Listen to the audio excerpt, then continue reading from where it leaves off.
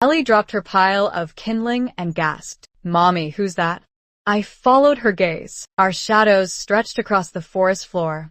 Mine, Mark's, Ellie's, Jake's, and a fifth, tall, thin, its head tilted at an unnatural angle. The radio in the car crackled to life. You're just time. The voice was my grandmother's. She'd been dead for 12 years. Jake clapped his hands. Again. Mark lunged for the car door. We're leaving. Now. But the engine wouldn't turn over. From the darkness beyond the firelight came the sound of something moving. Not an animal, but something heavier. Something dragging itself through the underbrush. Then Ellie pointed. Look. A house.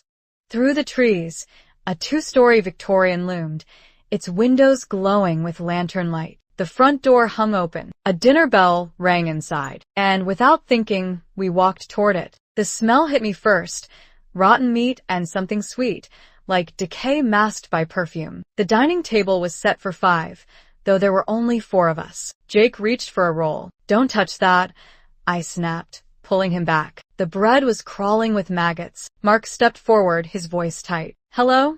Is anyone here?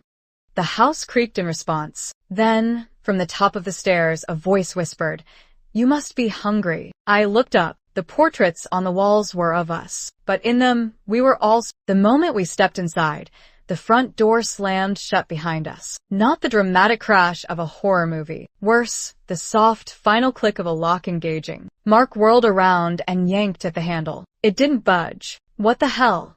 Ellie squeezed my hand. Mommy, the house is breathing. I almost told her not to be silly. Then I felt it, the faintest expansion and contraction of the walls, like ribs beneath rotting skin. The floral wallpaper peeled away in places, revealing something moist and glistening underneath. The grandfather clock in the hall didn't tick. Its hands were frozen at 3:17, but the pendulum swung lazily, scraping against the wood floor with a sound like a tongue dragging across teeth. Jake tugged at my sleeve. I'm hungry. The dining table groaned under platters of food.